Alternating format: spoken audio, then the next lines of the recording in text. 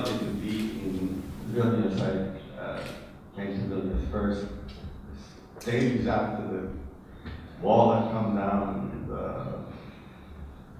we were all rooting for freedom, a great new world, and look at what you've done in 20 years. It's absolutely fantastic. Nobody recognizes it as the same country.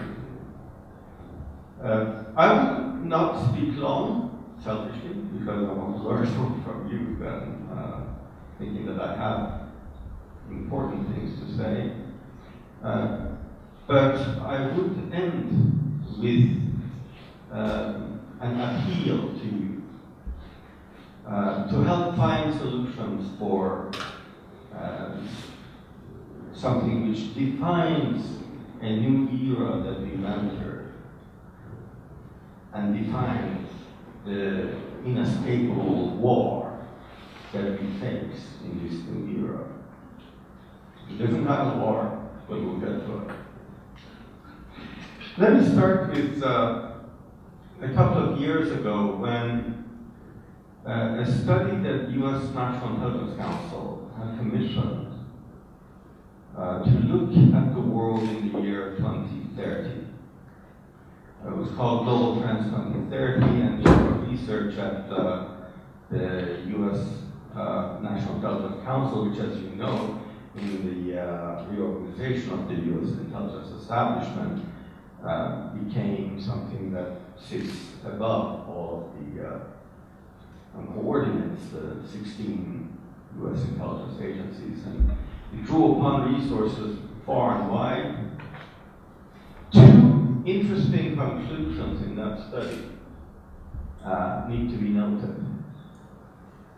One, power is going to shift from states to non-state actors. And two, the geography of power is going to shift from US and Europe eastwards. Of course, we're talking about hard elements of power, military and economic.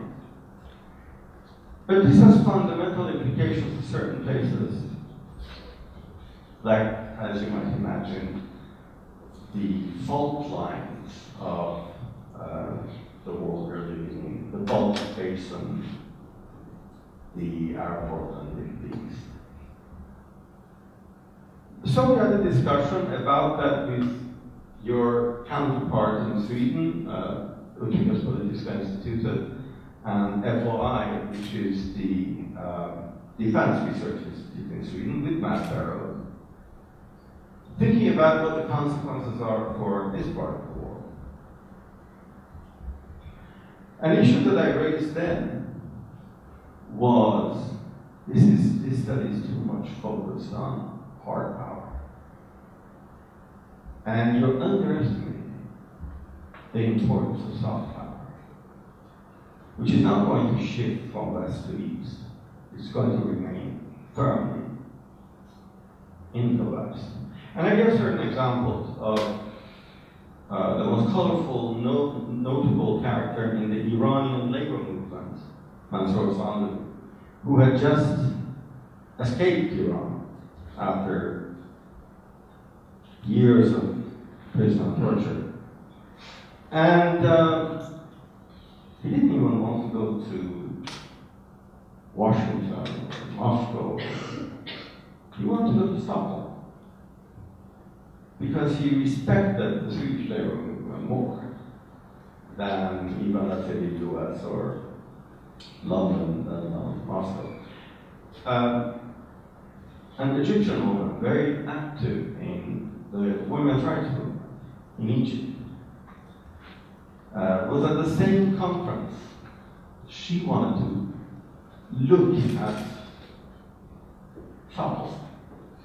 So I said, as a model for women's rights movement, so I said, if you draw elements of soft power on the y-axis and elements of hard power, military economy, whether they are on the x-axis, the states that are straight up on the y-axis with a lot of soft power, very little hard power, like Sweden, shortchange themselves by not taking a different view.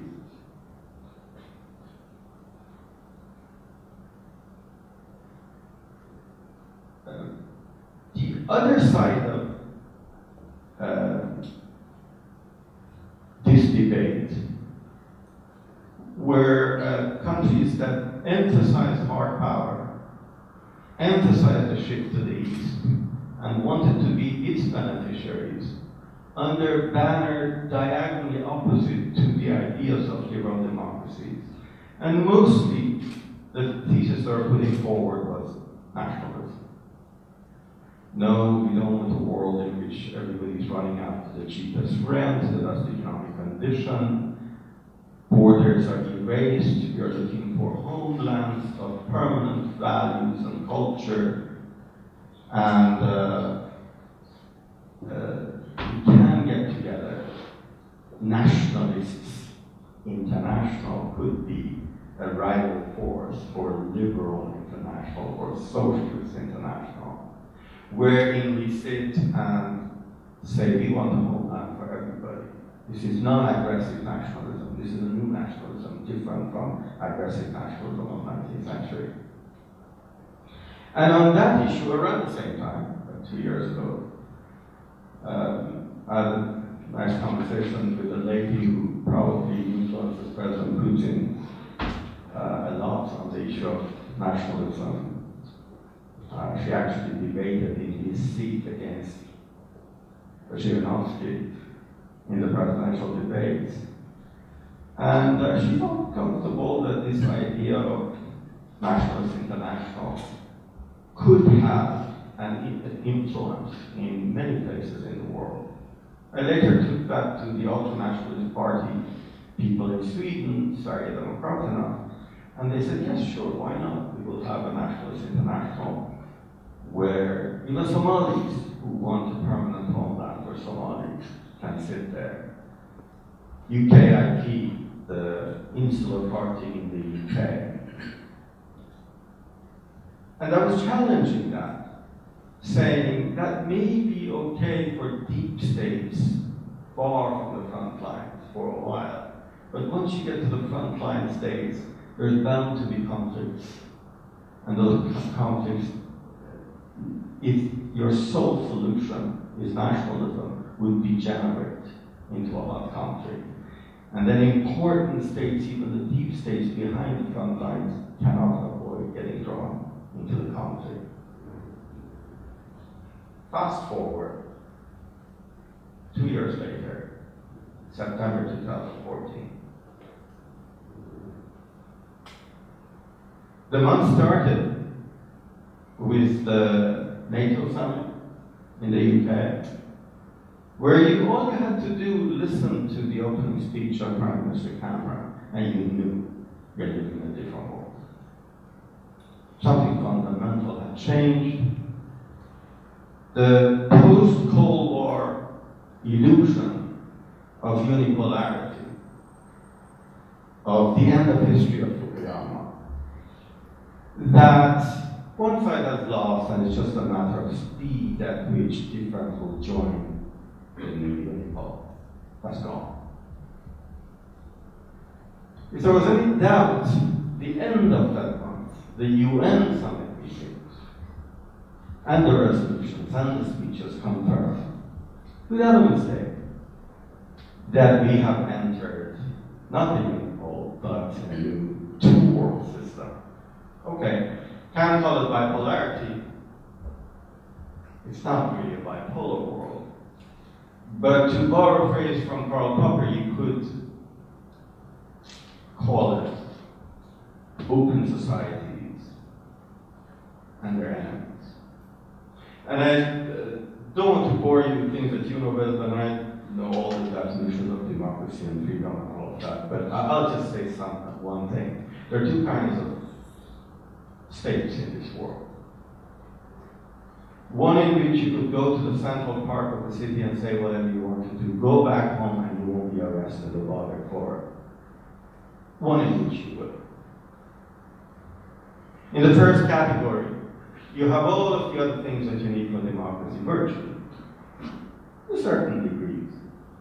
And in the other ones, you have virtually none. There is a war between these two kinds of states. One of them will win. And it better be the open societies, because with only 15% of the population of the world, they cannot afford to lose this country. And Lithuania is at the very front line of this country. It's the only NATO member on the other side of the Russian line, with the Russian border to its west.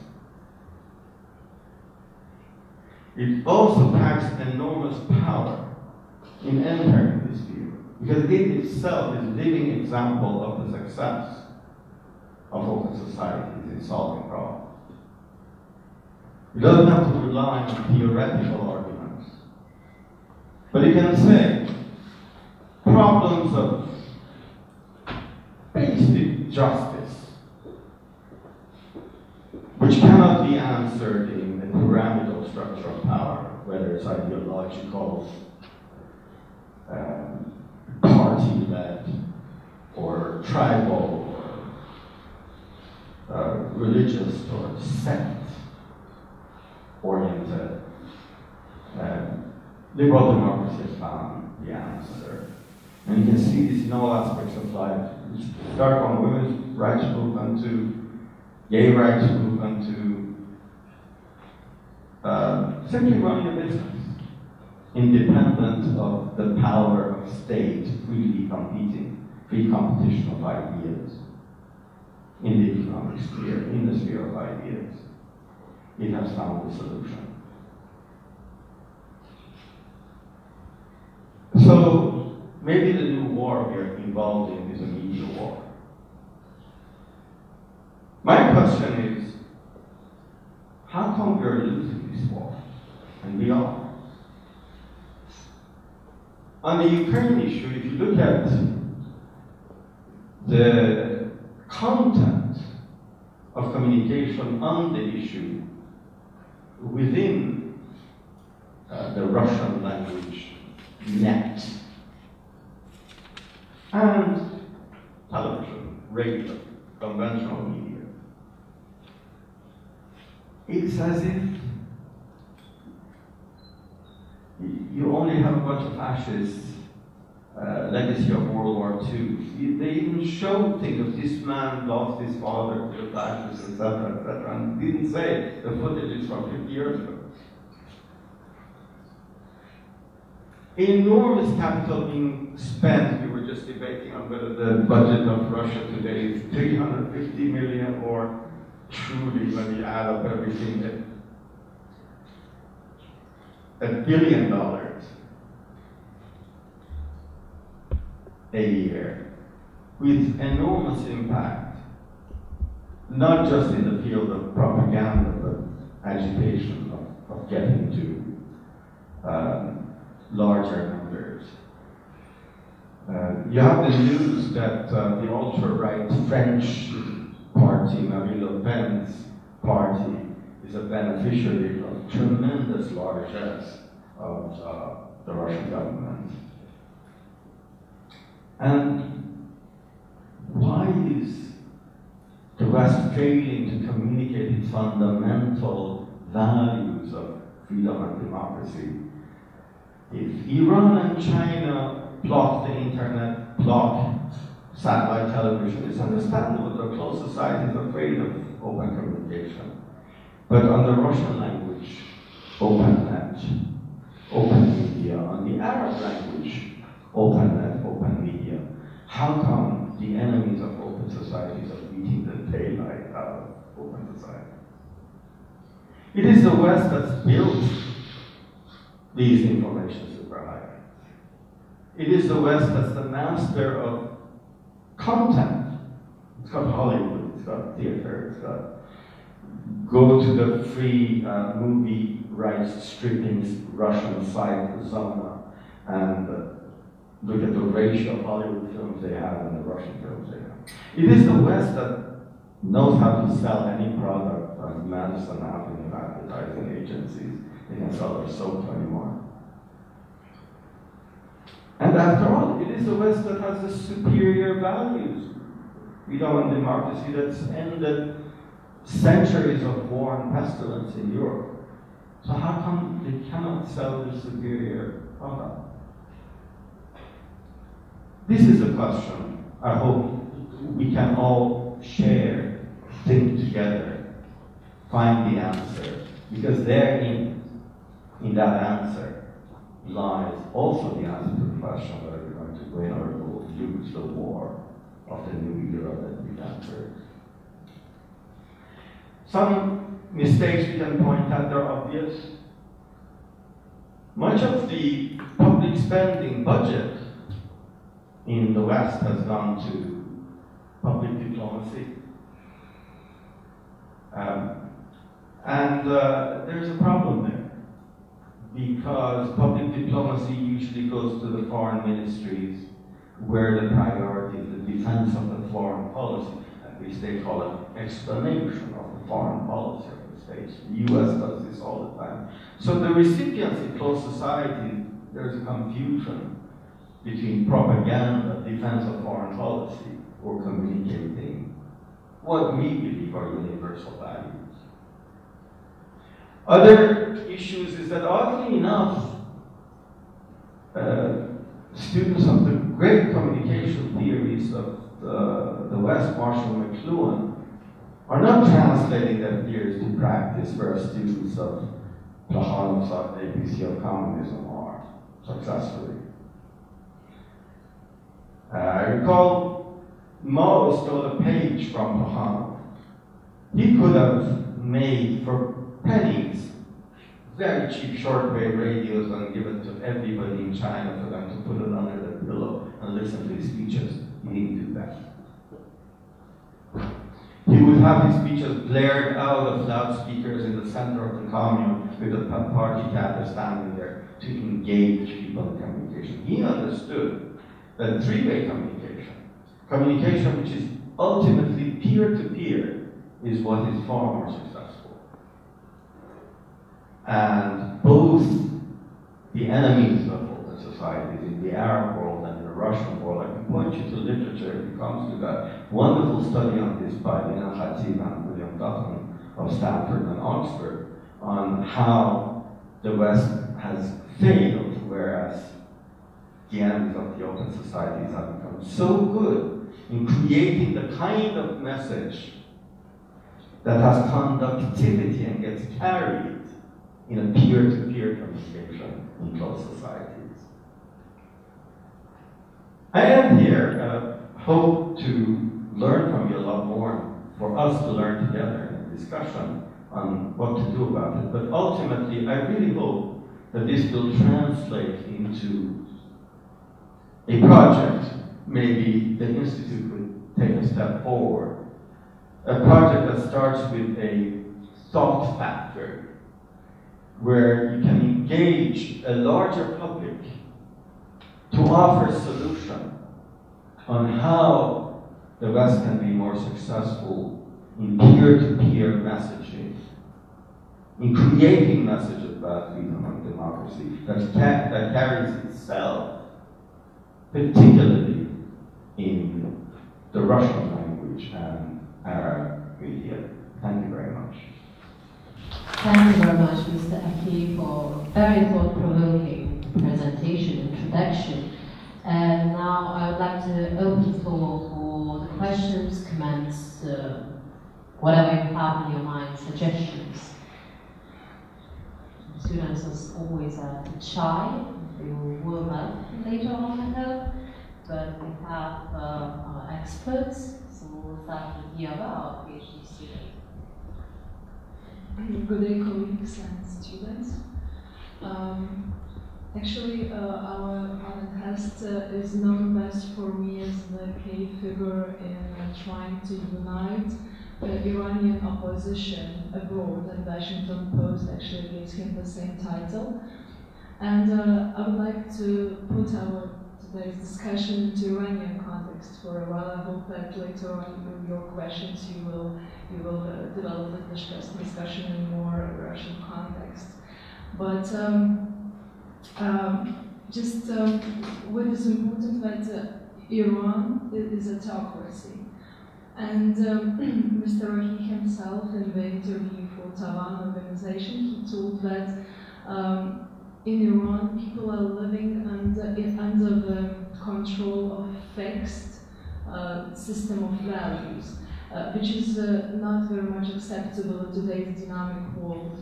And the main purpose is to maximize the public participation in general. So it was very interesting to listen to your interview, how you suggested that this maximization can come through creating more centers of power instead of trying to conquer the one center of power. This creating more centers of power comes, for example, through also in giving power to the people, every person in particular. And in this case, you feel a very big stress on media, as you told already now. And that's what I want to speak about. And I want to make my point that actually Iran is striving much more and using channels, media channels, much more to show a negative Western image and the negative image of the liberal democracy when West tries to do that. And especially in Iran, the media is, all the broadcasting is controlled by the state. So it's very hard to interfere, but actually there are satellite TVs that are broadcasting from the West and they are broadcasting to Iran, and they try to count, it was something like 140 channels or something that are broadcasting exactly from the West to Iran. And these channels could be accessed by the West, and West could transfer its message to Iran. But what I want to share my personal experience, and just two cases. The first one, that I was visiting the family that lived in southern Tehran. It's quite a poor district. And we were watching all the time one of the channels, satellite channels, broadcasted from London at Manoto. And it was amazing to see this distorted picture of the West.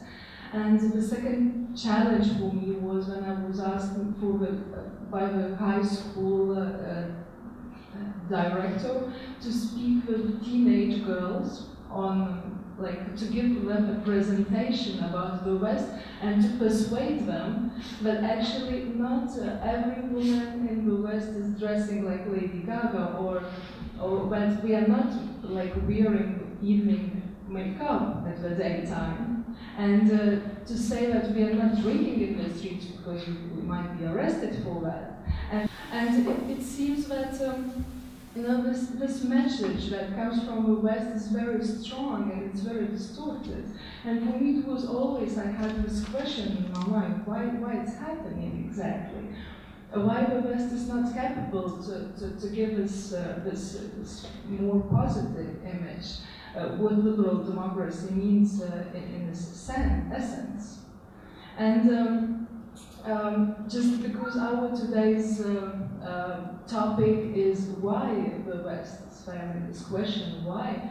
So I was analyzing Iran for many years, and I just noticed that all the time, the key people of Iran are always stressing what is the biggest aim of Iran, and the biggest aim of Iran is survival.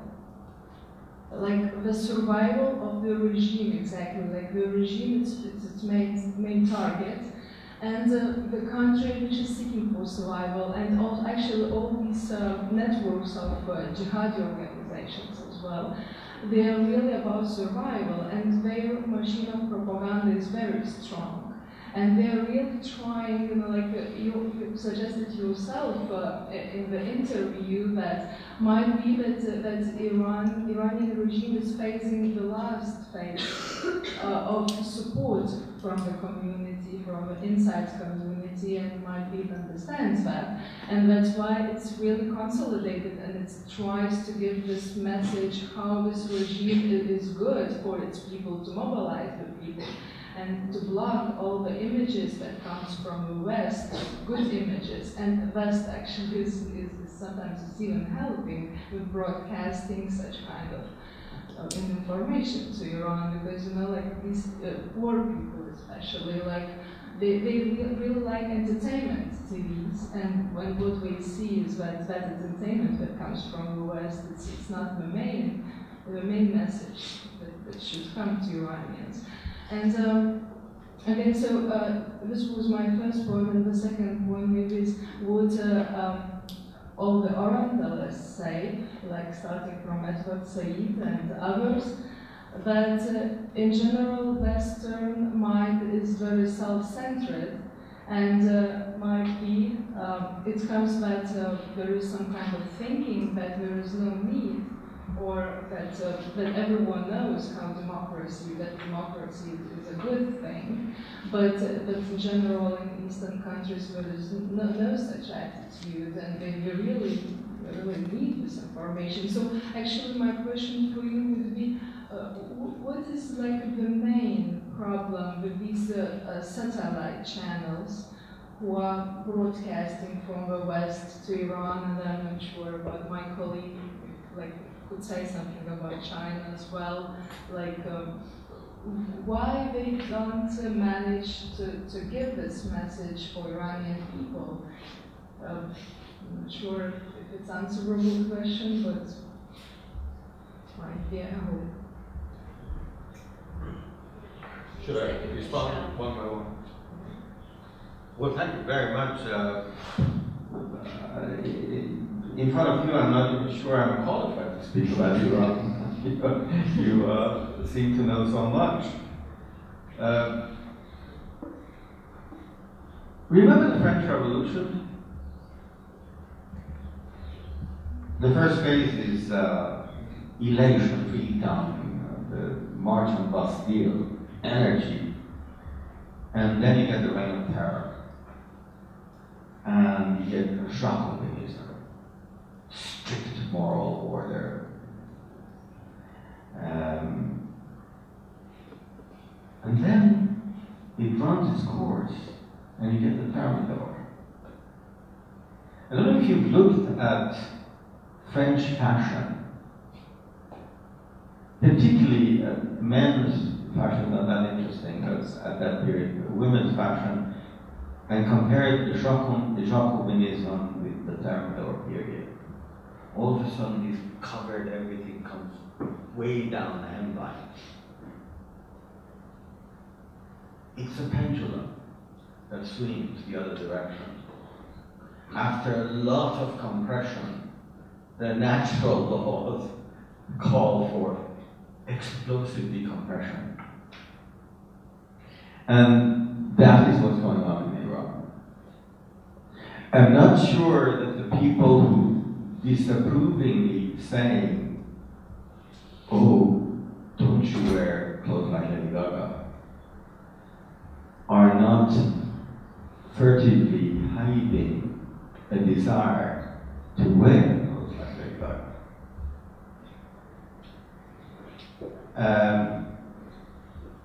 2 weeks ago, there was an event in Iran that scared the daylight out of the revolutionary guards and everyone, because it didn't seem political. It didn't seem to have a center or an organizer. But all of a sudden, it mushrooms in 50 different cities and towns without any coordination, because a pop star, Murtaza Pasha, very young, died of stomach cancer. And his songs that knew very well within the limitation that exists how to hide the message, which nevertheless communicated very powerfully about liberation, about throwing away all of the shackles.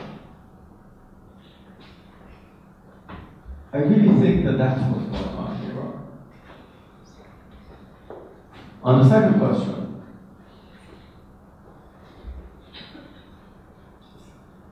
you mentioned Edward Said, and and selfishness, which is the basis of liberalism. Liberalism is about individualism. What's good for me. It's the ultimate negative of what John F. Kennedy said in his inaugural speech. Ask not what is good for you, but what your country can do for you, but what you can do for your country.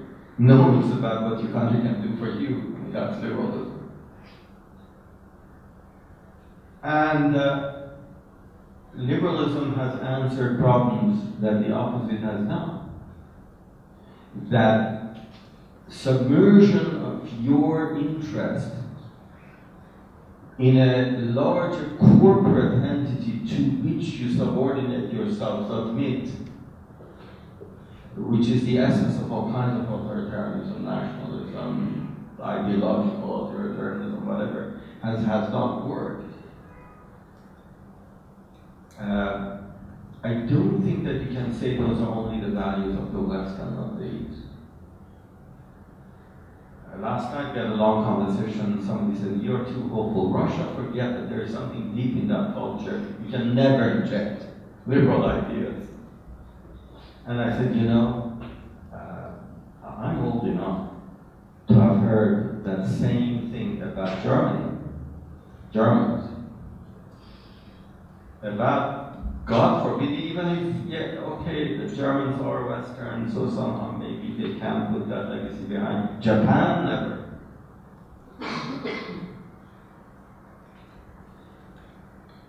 For more than 60 years, they've kept a liberal democratic constitution that was written by the people working for an American general called Douglas MacArthur.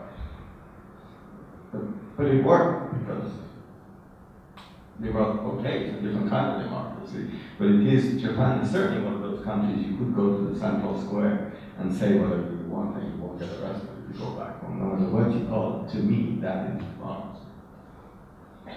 So, no, these values are universal. They are not just for the West or for the East.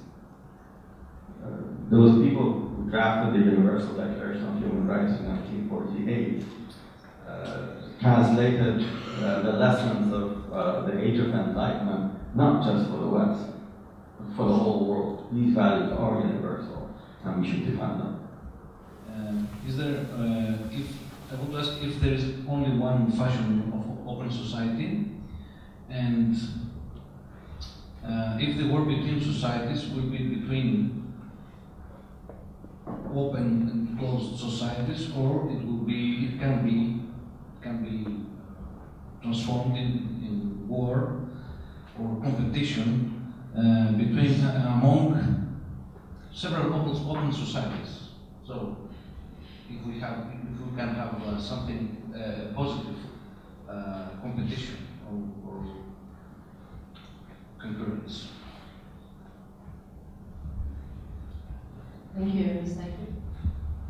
Well, I think one fashion and open societies are contradiction in terms. By their very nature, open societies are pluralistic and multi-fashion and competitive within. And in fact, the reason why they succeed is that competition, because it brings the best out of you. I was not in a debate on one of those television channels that you were referring to, Voice of America. It was about the end of Cold War, and I said, look, a system when all problems and issues ultimately perk up to one place that has final responsibility for everything cannot possibly compete with a system in which 1 million entrepreneurs each finds himself at the end of the line of responsibility. Society. It's pluralistic, it's competitive, and the reason for its strength is that competition. And yes, I agree that the answer will be found in the competition within the open societies. If the ones that survive them are not overwhelmed by the hard power of closed societies, which could take the form you see in Ukraine today, that's one form, or the form that you saw in the United States Patriot Act after 9/11 over response to terrorism, depriving many Americans of their basic civil rights. So open societies as a reaction to terrorism could become closed societies to certain degrees. That is why the war is on, and we have to win it.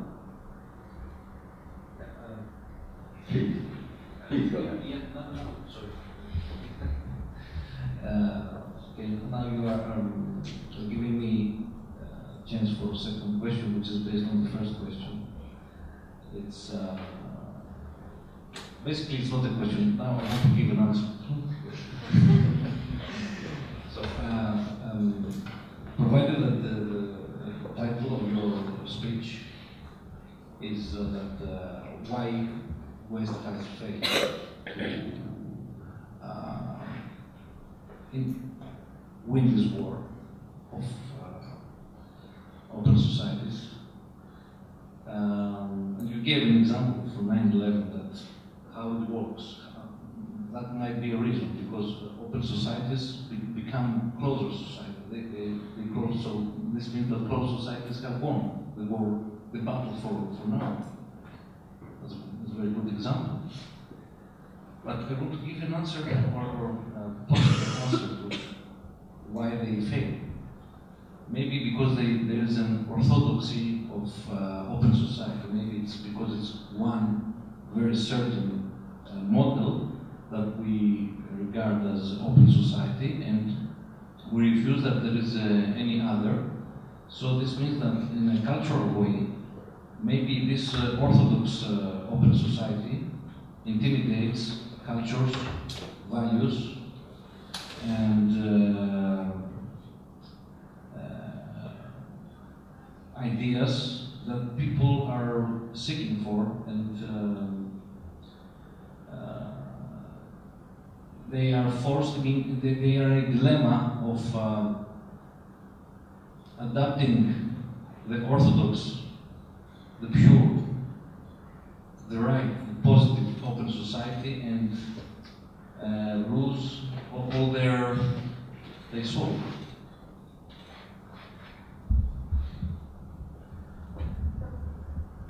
No, I think it's extremely important what you say.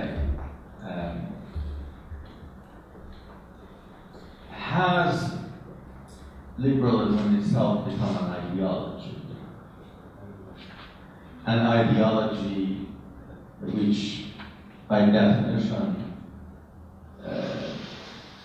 sees a definite end, sees a closure at the end of history. There's a teleology, there's a Hegelianism in it. As opposed to a Hannah Arendt idea of critique of all ideologies, including liberalism, if it becomes like that, that says the end is open. The nature of human beings is such that no matter what end line you posit, what perfect theory, it goes beyond that. And it's a second interpretation, the anti-ideological, including liberalism turned ideology, definition of liberalism, which is open at the end, which is like the universe itself expands at the edge of creativity in an unpredictable way. But one thing is certain, it's not directionless. At the very beginning of my talk, I said we can get into a debate about democracy and what liberal democracy is endlessly, but I come down to one thing. There are two kinds of societies in this world. One has free speech and the other one doesn't. Let's stick to that. Reduce all of our ambitions to one simple freedom of speech. Everything else will follow. But once you say that, you have to stand up against people who say, oh, our traditions, our values, etc., don't allow open speech. What? Everybody can say whatever they want to say? No. That's where we stop. Because then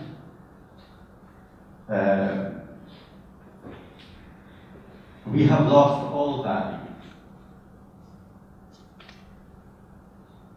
If we let go of that single value, we lost all value. And maybe this is one of the reasons why we are losing this war. The beginning of Cold War, there was a sense, particularly in the United States, that if some dictator somewhere, excuse my indiscretion, I'm just repeating something that was often said, and I want the quotation to be accurate. They used to say, he's a son of a bitch, but our son of a bitch. The second part of the Cold War changed. The message became a lot more value-based. This was the difference between the Reagan era that inspires Sakharov, Anatoly Sharansky, Ivanov Pavel,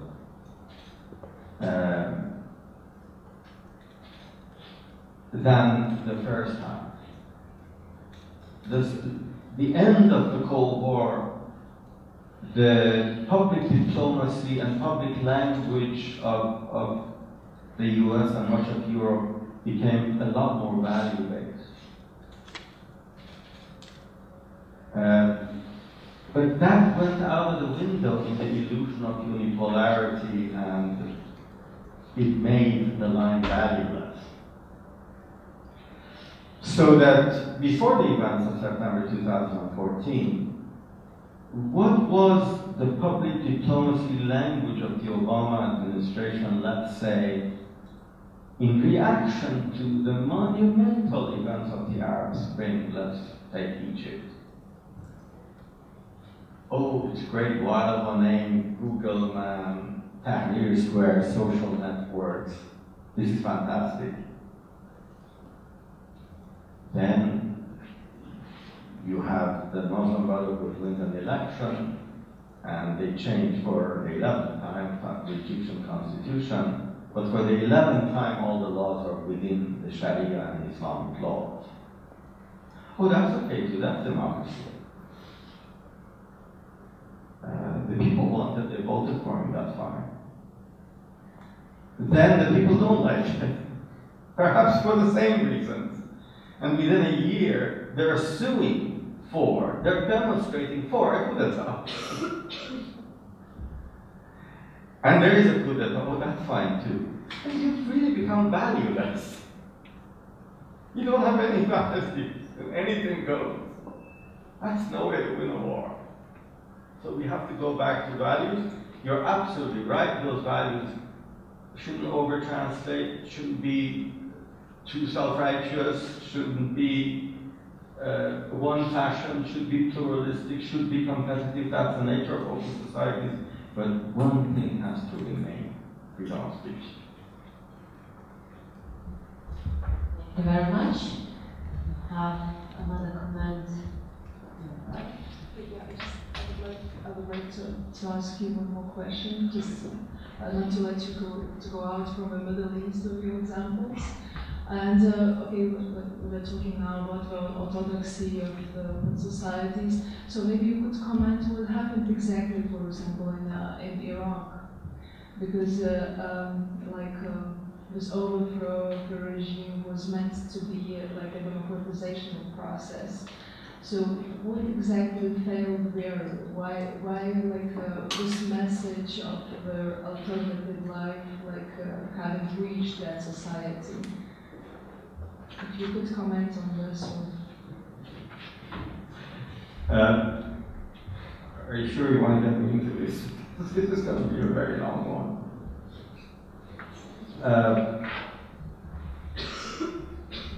I had a debate with, I have done Paul Wolfowitz. Paul Wolfowitz was running Iraq from his office for a while when they went in there.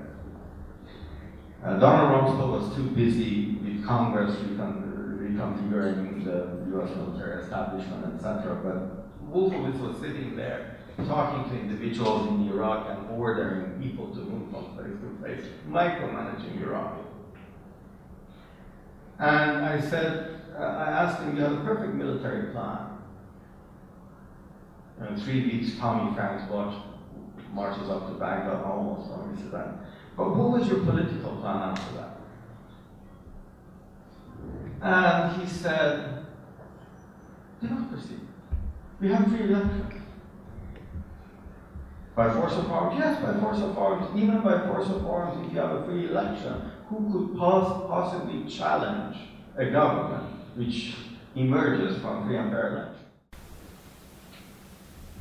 I was flabbergasted, but I said, you know, there were these great institutions in the United States, the School of Military Government, FIAB, Foreign Intelligence Advisory Board. What they did was they tried to understand transitional politics. The laws, the equations of transitional politics are very different from laws of developed politics. I'll give you one example. In developed politics, the more participation, the more legitimacy. Here in Lithuania, you have an election, if 20% of the people just bother to turn out, that government is not deemed as legitimate as if 80% turn out. But does that law, if a government manages to mobilize support amongst the populace, it gains legitimacy?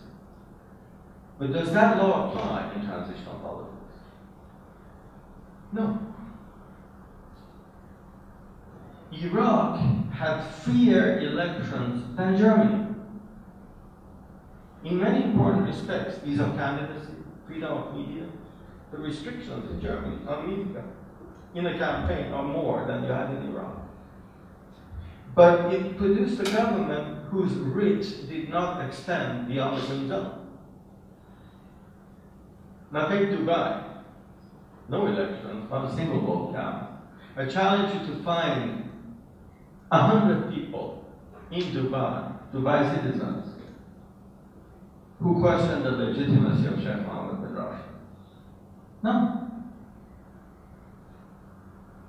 So that Daniel Lerner in Center for International Studies of MIT advising FIAB, Foreign Intelligence Advisory Board, that was advising Eisenhower on how the rules of transitional politics are different from rules of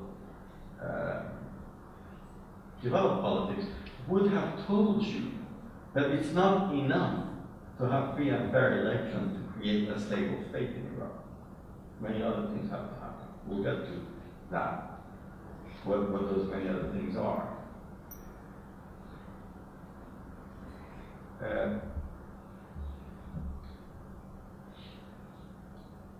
The relationship between the state and the individual in developed politics is mediated by a huge labyrinth network of associational structures that build a nexus between the individual and the state that make that relationship meaningful. If it's not meaningful, then the state is not meaningful to the individual. In the absence of those associational politics, which have taken hundreds of years of not such strong states in the West to develop, instead you have tribal and religious associations. And people simply have a much stronger sense of identification with their sect and religion and their tribe than with the state out there. This is why in southern Lebanon, Hezbollah, that is seen as something which is present in my community, takes my grandfather to the hospital when he's sick, repairs the broken glass when somebody throws glass at it. There was a fire in the school, I heard from Hezbollah, that my kid is safe. And where's the state of Lebanon in Beirut sitting there? No association with it. Now, when I talk about communication between West and East, where not governments through public diplomacy, but citizens and associations, Women's Rights Movement Association, Labor Association, starts talking to its counterparts in closed societies and says, this is how we do things. A byproduct of this process is the development of associational politics rather than tribal or religious politics in closed societies. Mediation institutions developed that, the French word démodé, it makes just ultra-nationalistic politics of incorporation and submission of the will of the individual to the state, or of fascism, becomes much more difficult when these associations are there. So the development of institutions for associational politics as a byproduct of citizen-to-citizen east-west communication is an answer to what happened in Iraq. The only institutions that can support a single state of Iraq, and we still don't know whether we're going to have one, or it's going to collapse and degenerate into a Kurdish, Shia, and Sunni state. The only answer is associational politics. It's a women's rights movement in Iraq. It's a labor movement in Iraq that are nationals, that cut across associational affiliation. So there again, my question is, value-based communication and values that strengthen associational politics, rights-based politics, is the essential factor for bringing democracy and freedom to closed society. I think you know the answer to the question you gave us, because I think Erasmus program is the answer to that question. But Erasmus program for the people from Iraq, from Iran, from China, from Egypt, from all those countries. Because when people are coming or going and seeing and experiencing that it's nothing bad, it's something good, and it fulfills my dreams, or maybe not dreams, but I can live like this and I feel good. And they are coming back and they are telling that to mom, to dad, to aunt, to cousins, and those may be also starting to think that, okay, maybe we also could live like this. So, and as you said, and I think so too, that it's impossible to import foreign values. But if there can be Swedish open society, Japanese open society, so the people of Iraq could invent their open society. And that should be the message. And as I know from Lithuania, what our parents and grandfathers and mothers were listening to, it was Free Europe voice, speaking Lithuanian. And Lithuanian people speaking on that radio and telling that those values are good for us too. So Iraq people should speak to Iraq people, or Chinese people should speak to Chinese people and say, look, those values are our values too. And that's the only way to do this.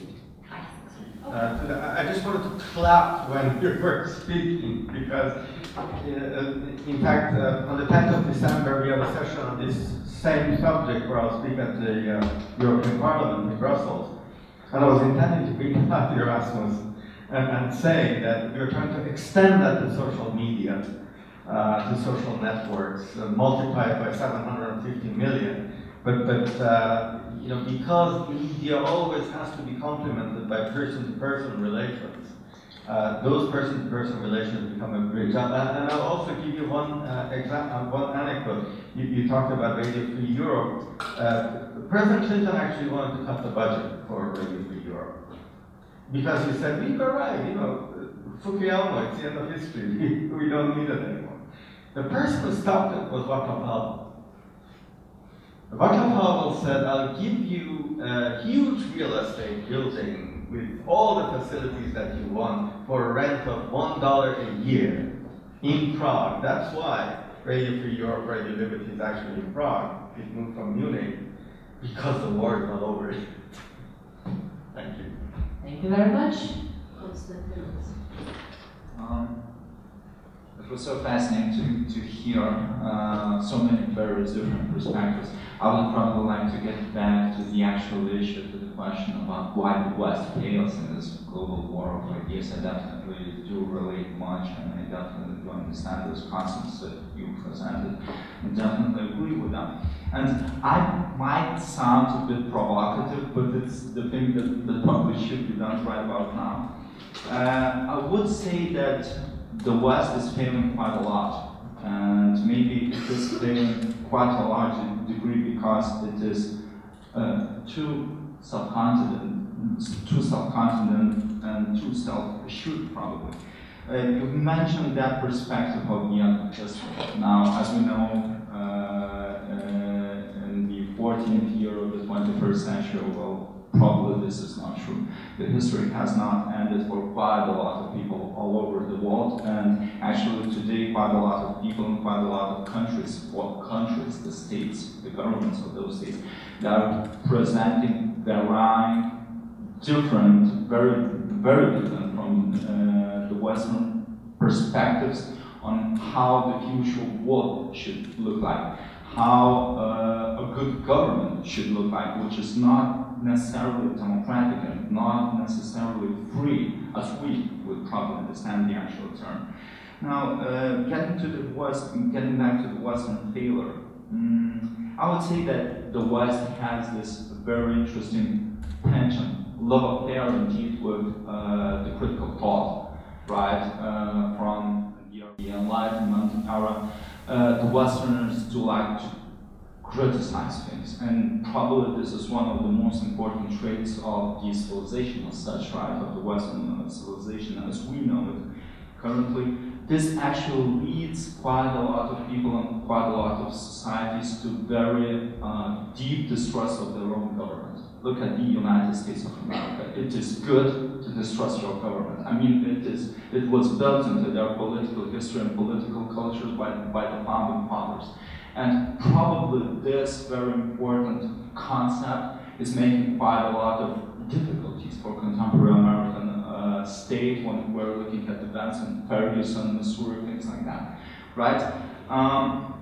Another very important point that I would like to make about the Western failure is probably about the, well, we can call it asymmetry in action and reaction when it comes to the actual policies of mass media, right? Look at this simple fact. The BBC, the CNN, they are effectively banned in countries as Iran, right, as China and Russia. And in fact, I mean the local language outlets, BBC in Russian, BBC in Chinese, you cannot reach those very easily. Sometimes it's not about sheer ban coming from the government, but it's about, you know, about directives to various channels, you know, especially for cable TV companies, that please do not make them on air, right? We're not interested in that. So while on the other side, in the United States of America and Europe, Chinese Central Television is absolutely present. Russia today is huge. I mean, Russia today has the largest number of subscribers on YouTube, and Americans do love Russia today. Why? Yet again, because Russia today criticizes the American government, and quite a lot of Americans are really fine with that. They're saying, oh wow, it's really cool. I mean, we really do relate with your message. Sometimes you are getting too drastic, but still, it's quite okay. So they are watching Russia today because for them, it is about the means to criticize their own government. And by that, the Russia today, or probably to a lesser extent, Chinese Central Television, they're effectively pushing through their message with it.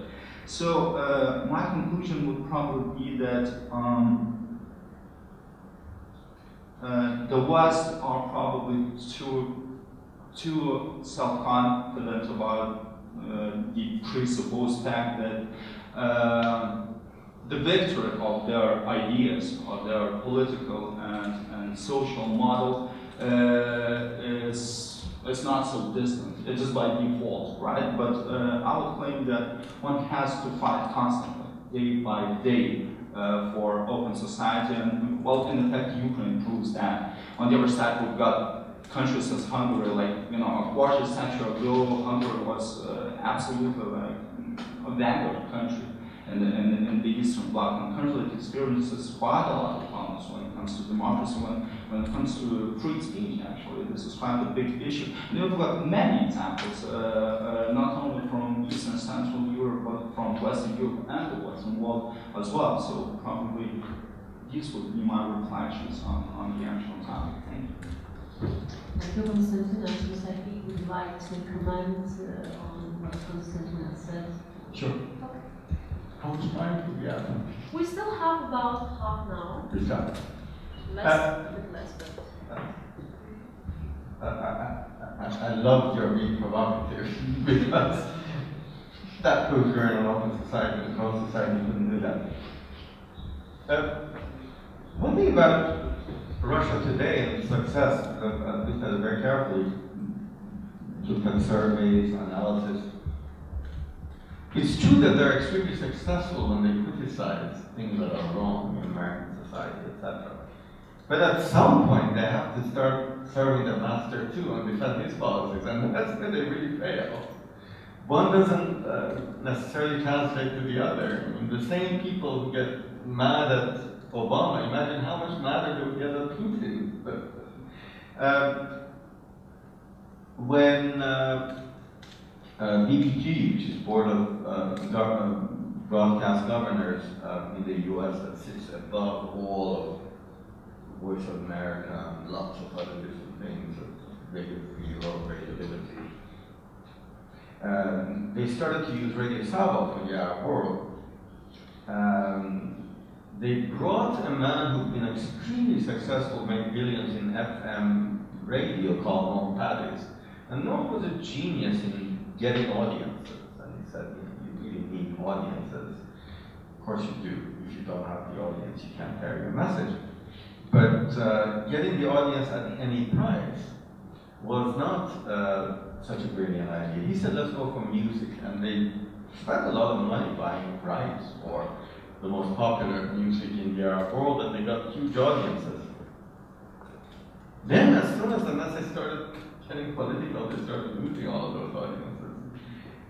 It didn't, and that is a problem that Russia today has. I think where the establishment in Russia has been more successful is in crafting messages that gets carried peer-to-peer, gets repeated in both the West and particularly in Russian language media.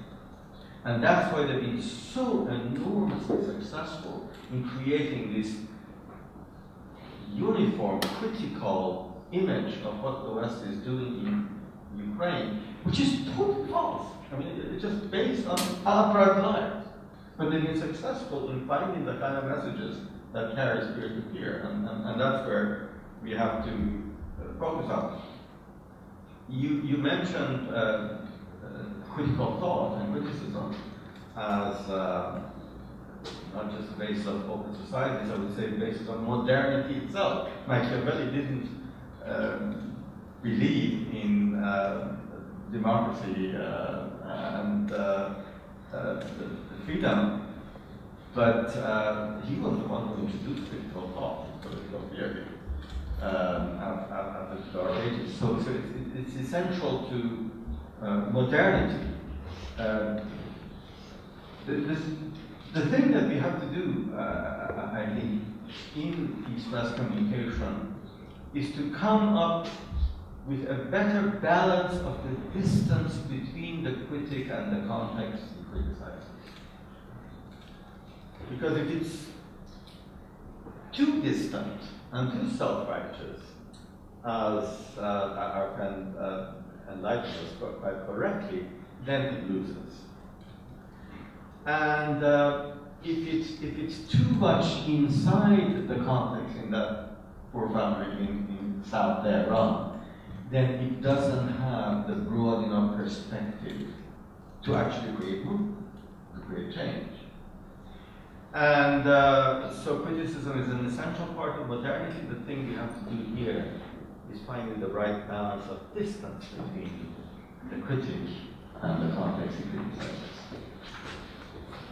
I'll make 2 points based on what I've heard. One is sort of more general and one is more specific. So my general point is, well, I appreciate that you approach it from the position of an activist, from the normative position. I work as a foreign editor, which means I have to approach things that happen in the world from that realistic perspective. And when you add up the numbers of the open societies, you get less than 1 billion people in the world.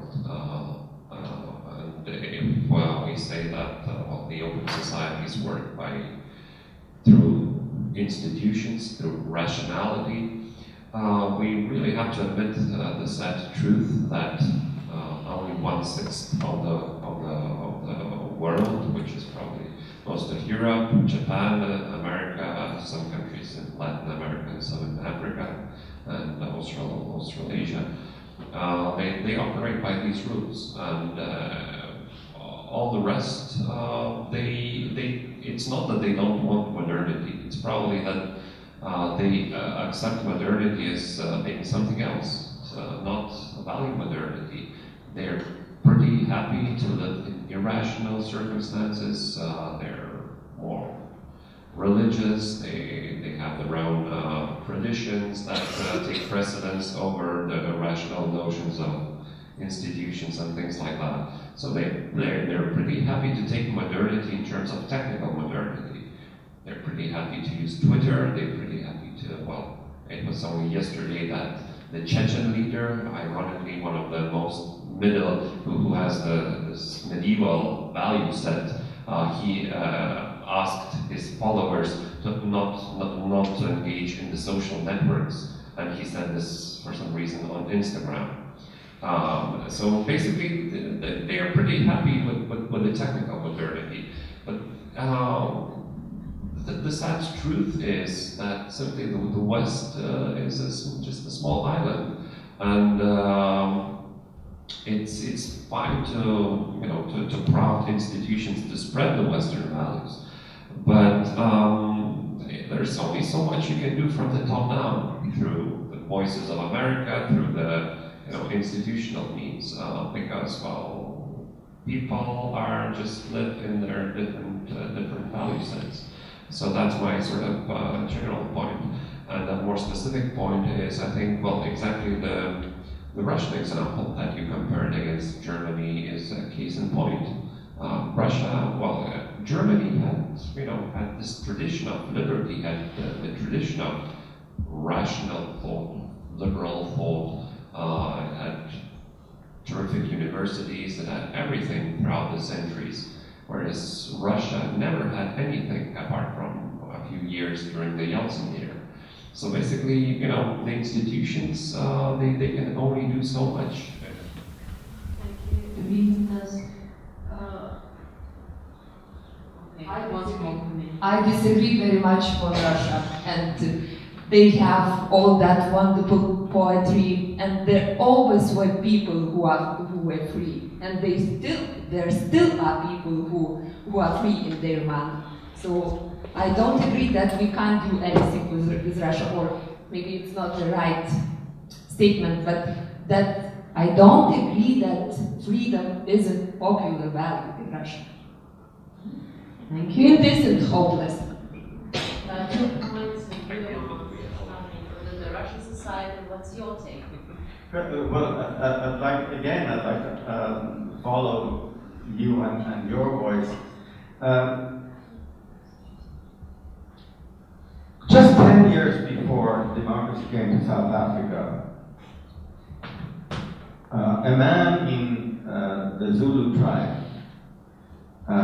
killed someone, made a whistle out of his skull bone, went and hung it on the leopard skin skirt of Chief Buthelezi, and said, "This will preserve the honor of my family that I killed a man with consulted you. This was the political culture in Zulu. Today, they have competitive elections. The different candidates speak against each other. They go to the polls and they vote, and you have democracy in South Africa. I think you can do a heck of a lot from upstairs if you have the will to do that. I don't think that cultural values and institutions against democracy are that powerful to withstand it. Even I would say that when Benjamin Franklin came out of the Constitutional Hall in Philadelphia and they asked him what kind of system are you going to have, he said a republic if we can keep it. The reason he said if we can keep it, because the real political culture of people, they were a pretty wild bunch killing each other. There wasn't such an enlightened population of 4 million, only population of the United States at that time. But it was the founding fathers from upstairs that brought ideas that were totally strange. You can imagine that there was not a single country then that wasn't run by monarchy. And the ideas of John Locke that they translated into the US Constitution were pretty alien even to the American people, the normal American person. I think there's a lot you can do, but of course, when the people on top, as in the case of Russia, are against it, that's a different story. In other words, how the West can convince, generate enough pressure from within the Russian population for change. That's a far more difficult battle. And yet, as I said in the beginning of my speech, maybe you weren't here, totally agreeing with you, because we are an island, I said maybe 15% of the population of the earth, it's so critical to win the battle, because you can't lose it. Thank you very much. There are two last questions because the session is running to end, so I think that the most interesting thing in this discussion is that each of you who talked about values. And it's really funny because the value as a concept, it's a very broad category. And if I have values, it doesn't mean that the values as such, it describes in you. And for example, as American wrote that different civilizations has different values. So I think that the main question here is, if we're talking about the media war, so maybe we are talking basically about different values war. And I don't get just, well, you talked about the public society as such. So, well, the public society is constructed on some values. So what kind of values what kind of values you are talking about? Is freedom a value? Or is it not? What kind of values we should accept and what we have to reject? I think that it's a very broad category. It makes this whole discussion very broad and not much sense. So, very, very important question. First, let me say, I am worried about one aspect of liberalism when it reaches the very end of its road. Liberalism was a jailbreak manual for people under the dominance of church and aristocracy in the Age of Enlightenment. But after 200 years after people have been free, and I'm talking about advanced democracies, maybe you don't need to carry that jailbreak manual. Maybe escape from jail of those institutions that don't exist that strongly in the political sphere anymore is not the important thing. The important thing is having communities you share values with, share a past, share a future, communities that would be the transport of values, because without community you don't have transport of qualitative values, then all values become only quantitative dollars on votes, which is the end of liberalism. So maybe there's a reason why at the cusp end of liberalism we have to start being a tad more communitarian. Having said that, there are, I believe, fundamentally, with the philosophers of the Age of Enlightenment and their final product, which is the Universal Declaration of Human Rights, there are universal values. And first and most among them, and maybe a sufficient one, is the one that God created us first with freedom of speech. And if you just safeguard that value, and not question its universalities, we have a much better chance of winning than becoming agnostic, even about that one value. When you were comparing the West with a country like Iran, I wanted to notice that how about if the West and the system of West about everything, economy, culture, society, is wrong, then in this case, we should not compare the West with a society like society of Iran, because I mean, if the West is correct in everything, so in this case, for example, a short question is that are you yourself as a Lithuanian or as a European citizen, are you okay and do you have positive feel about the economy today? So if, for example, if the economy is very well and everything in this in West is okay, so for example, why many people, many great people about the economy, about society, they say that the science of economy doesn't give an answer to the human needs today. And especially, for example, when the US, for example, US has more than $17 trillion debt, and Japan, as you said, has an open society, has more than $10 trillion debt. So how is it possible if such countries, powerful countries, they are very good, they are very okay, so why do they have debt today? And on the other side, I wanted to say that, for example, when people of Iran, I mean, in many cases I have seen that people of Iran, Iranian people, they have maybe wrong science about the West. For example, today many Iranian people, they think that if communication with West goes ahead, correctly, then in this case economy would be better. Why it cannot be correct? Because, for example, today there are some boycotts, there are some prohibition against Iran, and people they think that these are the source of bad economy, bad situation of economy. But I mean, there is no boycott, there is no prohibition against European Union or against US. So why the economy of Europe is not good today? So, and the other thing I would ask that, for example, after 1991, when Soviet Union, disappeared, then, as you said, Fokirman said that end of history, because Revolution has defeated fascists in Italy, Nazis in Germany, and communists. So that's the end of history, because there is no other people or there is no other group against this system. Why they think they made a mistake today? So that's why I wanted to tell that, because of course in Iran, government is against some networks,